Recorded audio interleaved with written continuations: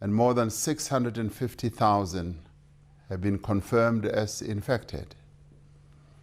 Our economy and our society have suffered great devastation. We have endured a fierce and destructive storm.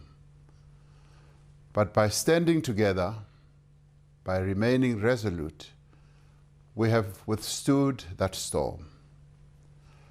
2 months ago, at the height of the storm, we were recording around 12,000 new cases a day. It seemed quite alarming, and it was. Now we are on average recording less than 2,000 cases a day. We now have a recovery rate of 89%, which could go possibly to 98% in time. Even as restrictions have eased over the last month with our move to alert level 2, there has been a gradual but steady decline in new infections, hospitalizations, and deaths. Demand for hospital beds, ventilators, oxygen, and other essential medical requirements has also reduced steadily. We have succeeded in overcoming the worst phase of this epidemic while protecting the capacity of our health system. I wish to applaud you all, the people of South Africa, for this achievement and for the thousands of lives that have been saved through our collective actions. This achievement has also been recognized by the World Health Organization, which has been working closely with us to strengthen our response. As we said earlier, they have continued, that is the World Health Organization, to give us advice and have even deployed their top experts to our country. We are grateful for all the support we received from Dr. Tedros Ghebreyesus, the Director General of the World Health Organization, and his colleagues in Geneva, as well as the Africa Centers for Disease Control and Prevention at the AU in Addis Ababa. Although we have made remarkable progress, a number of our people are still getting infected, and some are losing their lives. By any measure, we are still in the midst of a deadly epidemic. Our greatest challenge now, and our most important task, is to ensure that we do not experience a new surge in infections. Several countries around the world have been hit by a second wave or a resurgence of infections. We want to avoid this. A number of these countries had passed the peak of the disease and had seemingly brought the virus under control. Some of them had even lifted most of the restrictions on economic and social activity. In many cases, the second wave has been more severe than the first. Several countries have had to reimpose hard lockdowns to deal with the resurgence. Our public health response is now focused on further reducing the transmission of the virus and preparing for a possible resurge. We have now taken a decision to keep increasing coronavirus testing. Due to the decline in new infections and the reduced pressure on our health facilities, we now have sufficient testing capacity to expand the criteria for testing. Among the categories of people we will now be able to test are all those who are admitted to a hospital, those who are outpatients at our hospitals with COVID symptoms, and individuals who have been in close contact with confirmed cases, whether or not they themselves have symptoms. Alongside increased testing, we're improving contact tracing through the deployment of the COVID Alert South Africa mobile phone app and the COVID Connect WhatsApp platform. Effective testing and contact tracing systems will allow us to quickly identify and contain outbreaks before they spread further. I want to make a call this evening to everyone who has a smartphone in South Africa to download the COVID Alert mobile app from the Apple App Store or Google Play Store. The app has been zero rated by mobile networks, so you can download it without any data costs. Using mobile technology, particularly Bluetooth, the app will alert any user if they have been in close contact with any other user who has tested positive for coronavirus in the past 14 days. The app is completely anonymous. It does not gather any personal information, nor does it track anybody's movements or location. So it is safe to use. The Department of Health has also developed WhatsApp and SMS systems for people without smartphones to provide them with test results and alert them to any possible exposure to the virus. Contact tracing is an important preventative measure to protect yourself and your close family and friends. We will be undertaking a nationwide survey to assess the actual levels of infection within society. This survey, known as a seroprevalence survey, uses antibody tests to see if a person has been exposed to the coronavirus. A nationwide study will allow scientists to estimate the extent of asymptomatic infections and immunity within the population, as well as better understand the transmission patterns of the virus. We continue to maintain our healthcare capacity to ensure that we are able to manage any possible outbreaks of infections effectively and to ensure that everybody receives the care that they need. The Department of Health is working closely with trade unions and other stakeholders to ensure that all healthcare and other frontline workers have the necessary personal protective equipment and safe working conditions. I wish to thank the nation's frontline workers for raising the issue of their safety and the safety of the environment in which they work so sharply and so consistently. I wish to thank them for their dedication to caring for our people and for the enormous sacrifices they have made. While we are working to prevent further transmission of the virus, we are also preparing for the time when a vaccine becomes available. To ensure that South Africa is able to access an effective vaccine as quickly as possible and in sufficient quantities to protect our population, the country is participating in a global initiative supported by the World Health Organization to pool resources for the development and distribution of a vaccine.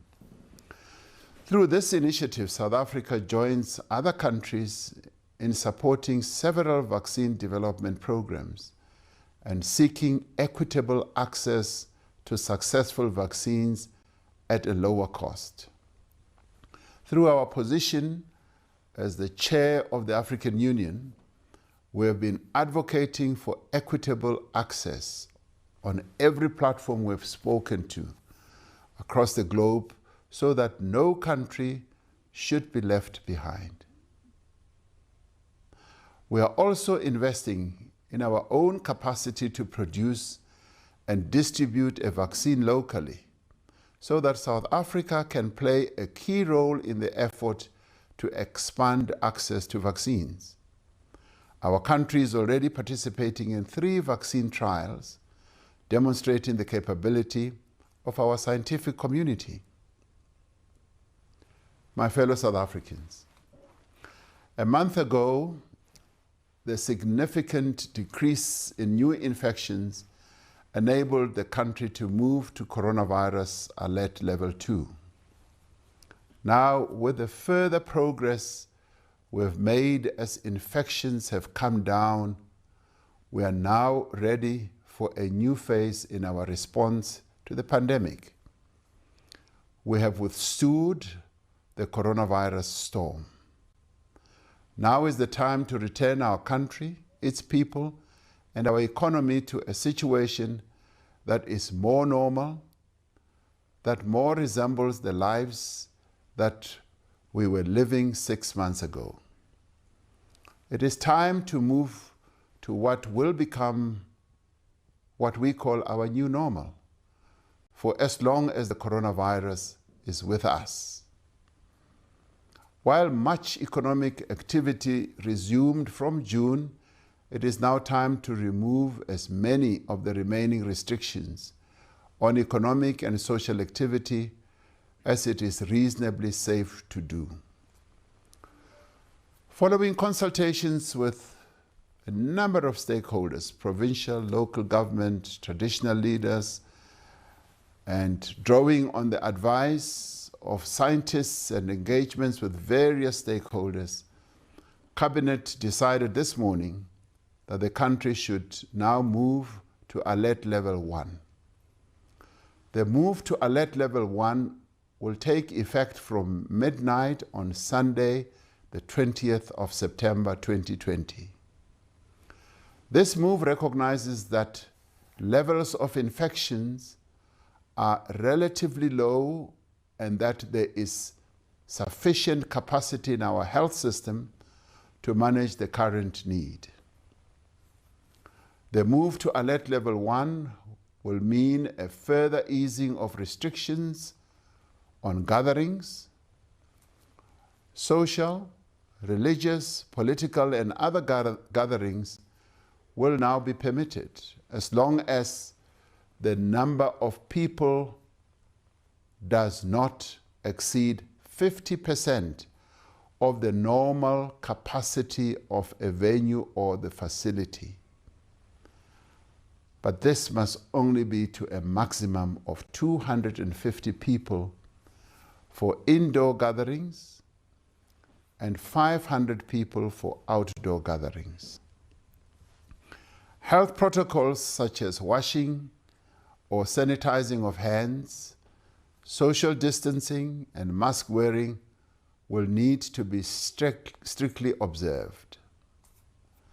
The maximum number of people who may attend a funeral is increased from 50 to 100 due to the higher risk of viral transmission at funerals. Night vigils are still not permitted. Venues for exercise, recreation, and entertainment, such as gyms and theaters, which were limited to no more than 50 people, will now be allowed to accommodate up to 50% of their venue's capacity as determined by the available floor space, subject to social distancing and other health protocols. Existing restrictions on sporting events remain in place. Where required for the purposes of voter registration or special voting, the Independent Electoral Commission will be allowed to visit correctional centers, health facilities, old age homes, and other similar institutions to do their work. This will be subject to all the health protocols which will include the wearing of masks and washing of hands and sanitizing of hands as well. One of the earliest measures we took to contain the spread of the virus was to severely restrict international arrivals and to close our borders. With a move to alert level 1, we will gradually and cautiously ease restrictions on international travel. We will be allowing travel into and out of South Africa for business, leisure, and other travel with effect from the 1st of October 2020. This is subject to various containment and mitigation measures. Travel may be restricted to and from certain countries that have high infection rates. A list of those countries will be published, and it will be based on the latest scientific data that we will be able to get on those countries. Travelers will only be able to use one of the land border posts that have remained operational during the lockdown, or one of the 3 main airports: King Shaka International, OR Tambo International, and Cape Town International airports. On arrival, travelers will need to present a negative COVID-19 test results not older than 72 hours from the time of departure, from whence they will have come from. Where a traveler has not done a COVID-19 test prior to departure, they will be required to remain in mandatory quarantine at their own cost. All travelers will be screened on arrival, and those presenting or exhibiting symptoms will be required to remain in quarantine until a repeat COVID-19 test is conducted. All travelers will be asked to install the COVID Alert South Africa mobile app. Countries that have used this type of app have been able to manage the coronavirus pandemic quite effectively. In preparation for the reopening of our borders, South African missions abroad will open for visa applications, and all long-term visas will be reinstated. The tourism sector is one of our greatest economic drivers. We are ready to open our doors again to the world and invite travelers to enjoy our mountains, our beaches, our vibrant cities, and our wildlife game parks in safety and confidence. Also, as part of the gradual return to regular economic and social activity, the hours of curfew have been changed. The curfew will now apply between midnight and 4 a.m. The sale of alcohol at retail outlets for home consumption is now permitted from Monday to Friday from 9 a.m. to 1700. Alcohol will be permitted for on-site consumption in licensed establishments only, and with strict adherence to the curfew. In the next few days, the updated regulations will be published, and ministers will provide detailed briefings on all these measures. The Department of Public Service and Administration will shortly issue circulars to all public servants on the measures that will enable the return of all areas of government to full operation safely and without undue delay. Because there are several remaining restrictions that can only be enacted through disaster regulations, we have already extended the national state of disaster by a month to the 15th of October 2020. The move to alert level 1 removes many of the remaining restrictions on economic activity, although it may be some time before it is safe and capable for all sectors to return to full operation. Global and domestic demand and supply of goods and services for some sectors will remain low for the foreseeable future, regardless of the lifting of restrictions. It is therefore vital that we move with urgency to rebuild our economy, to restore growth, and to create jobs.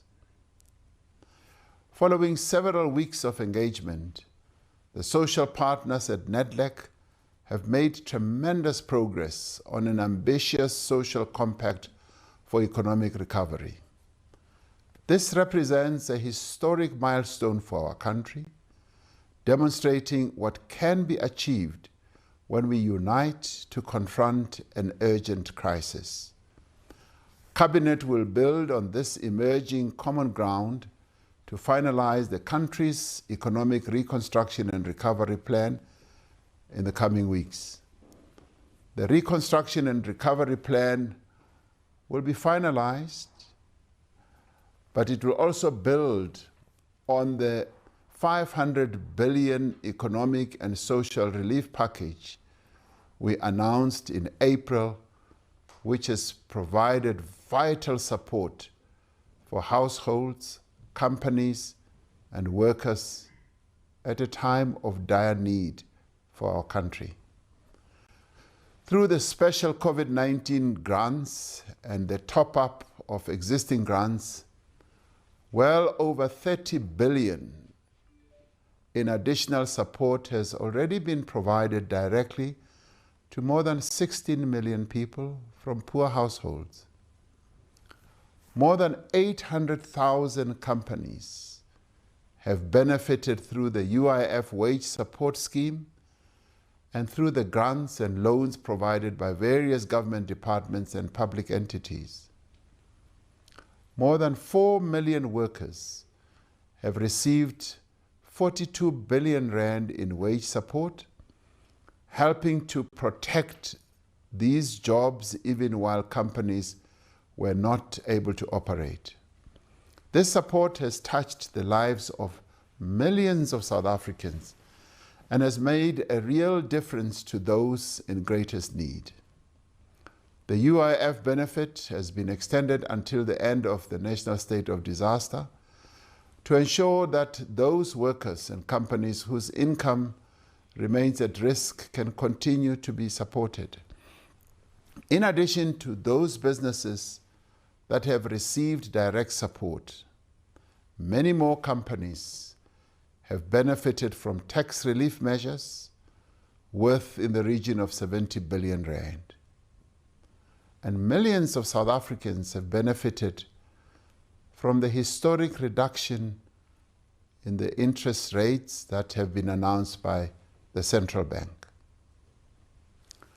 Adjustments have been made to the loan guarantee scheme that was announced when we announced the 500 billion relief assistance measures to make it easier for companies of any size to access credit at low interest rates with repayments delayed for as much as 12 months. We encourage all companies that have faced a disruption of their earnings to seek support from this scheme while the economy recovers. At the beginning of the pandemic, we appealed to South Africans to demonstrate their solidarity and patriotism by supporting governments and our national effort in dealing with the pandemic. We established the Solidarity Fund, which to date has received some 300,000 donations from a variety of sources, from almost 15,000 individuals and nearly 2,500 companies. The donations came from ordinary people and workers, industrial workers, public service workers, religious organizations, political parties, non-governmental organizations, members of parliament, trusts and foundations. Through its work, the Solidarity Fund has demonstrated the power of social partnership and cooperation. Since it was established, it has raised over 3.1 billion rand in donations from the variety of people I spoke about, and companies and trusts. It has to date allocated 2.4 billion to support key areas of our national coronavirus response. These include the purchase of testing equipment, medical supplies, and personal protective equipment, and has also enhanced the local manufacture of ventilators.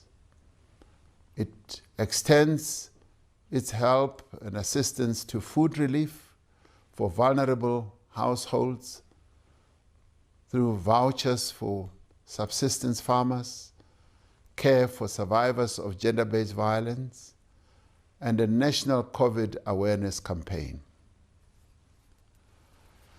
Fellow South Africans, violence against women and children has continued unabated during the period of the pandemic.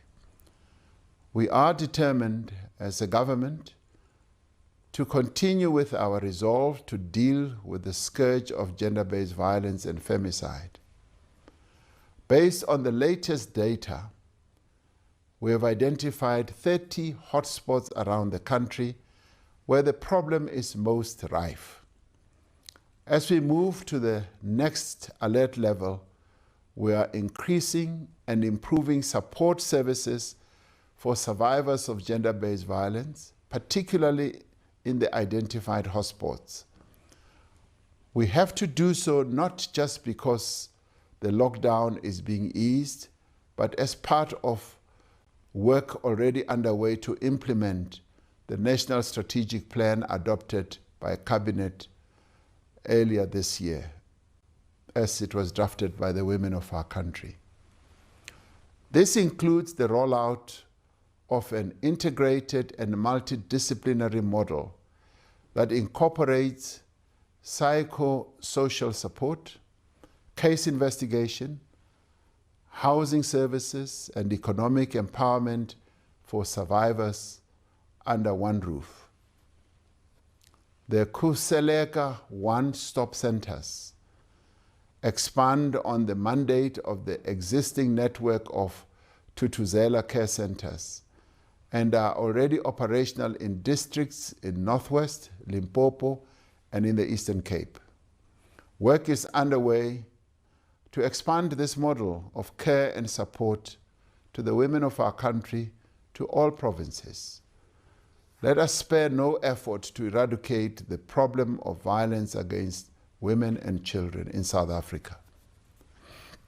The coronavirus pandemic has exposed the extent to which corruption has infected our society and robbed our country of vital resources at the time we need them most. Our law enforcement agencies are making important progress in investigating all allegations of misuse of COVID-related funds. The Special Investigating Unit has submitted its first interim report to me, detailing the progress of its investigations in all provinces and in some national departments and entities. As the SIU concludes its investigations, we will be in a position to make public their findings.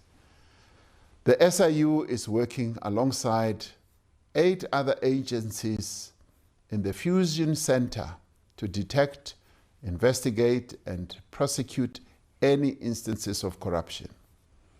As part of the effort to encourage transparency and accountability, the National Treasury has published online the details of all COVID-related contracts awarded by public entities at national and provincial level.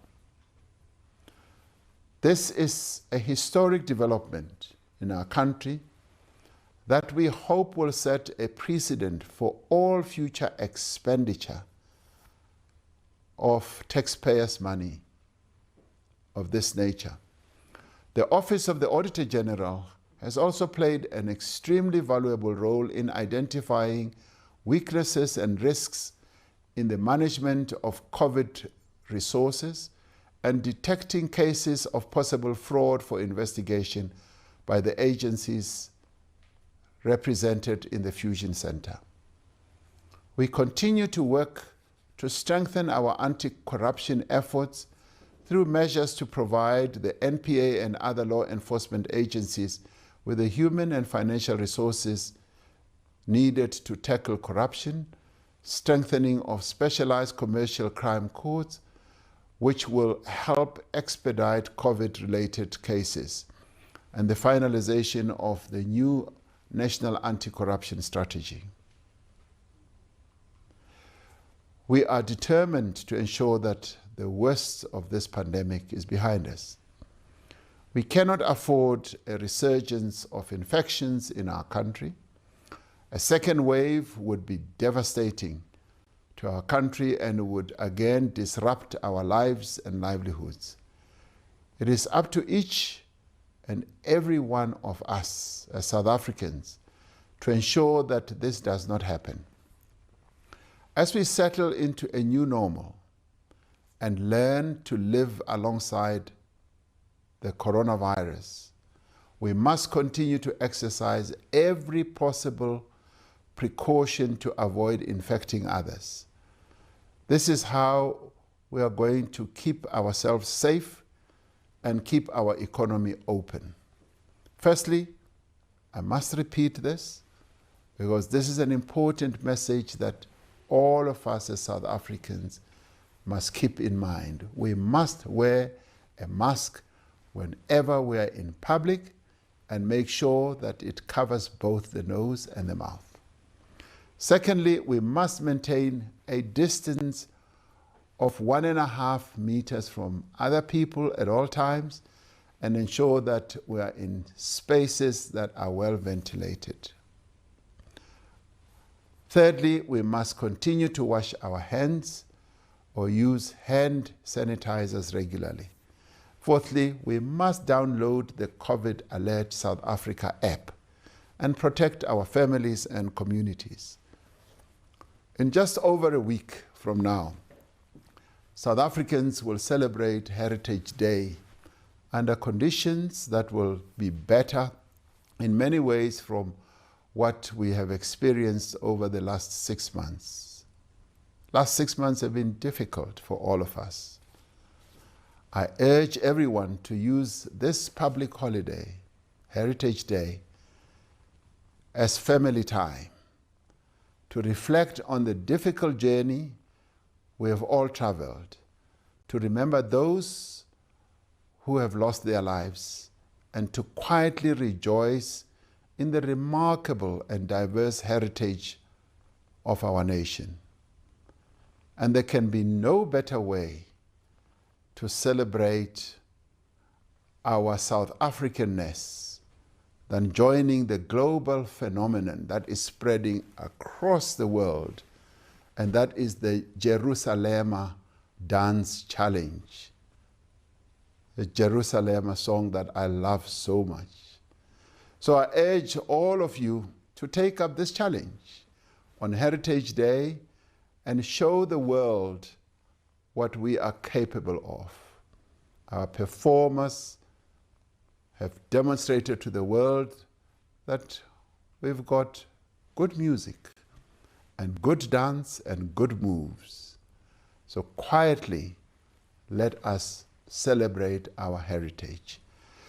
Just as we have acted together to defeat this virus, we must roll up our sleeves and get to work rebuilding our economy. We have a mammoth task ahead of us. It will take the combined effort of each and every South African to restore our nation to prosperity and development. This is now the task of our generation, and our work starts today. We have overcome doubt and cynicism to confront the worst public health threat in living memory. We have shown what South Africans are capable of when we join forces and work together. Let us hold on to that spirit of unity and solidarity. Let us move forward with determination and resolve. May God continue to bless our beautiful country, South Africa, and her people. I thank you. What's happening, guys? It's your boy K-Easy, the tall wonder from the Great Drive on Good Hope FM, every single Monday to Friday from 3 right up until 6 o'clock. But I'm not here about my show. I'm here to share with you that the Campus DJ Search is back in partnership with MTN Pulse, your way. So what does this actually mean? This means if you believe that you have what it takes to be in this seat, to grace this microphone, and to bless Cape Town with your amazing personality and voice, this is your opportunity to show off and showcase what you can do.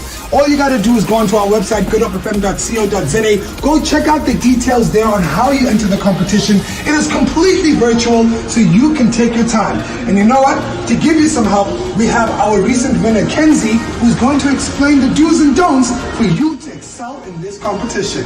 Enjoy! Now, the rules of this game are simple. All you need to do is complete a voice-over recording as well as a social media video in order to finesse your audition and make it right through to the end. Number 1, make sure to use your voice recording app available on your device instead of WhatsApp to bring out the best sound quality. Number 2, make sure to record in a closed and quiet environment. Get creative. You know how to navigate your space. Make the most of this time. Number 3, make sure to distance yourself from the mic and use projection and sound to take out your voice. Number 4, send your submission to competitions@goodhopefm.co.za and know that your social media video is not limited in time. The objective here is to impress the judges and let them know that you have something to say. My name is Nkanyezi, aka DJ Kenzie, host of the K Element and winner of the 2019 Campus DJ Search, brought to you by MTN Pulse. I can't wait to hear your submissions, and I know you're gonna ace it. Ciao. This is Good Hope FM.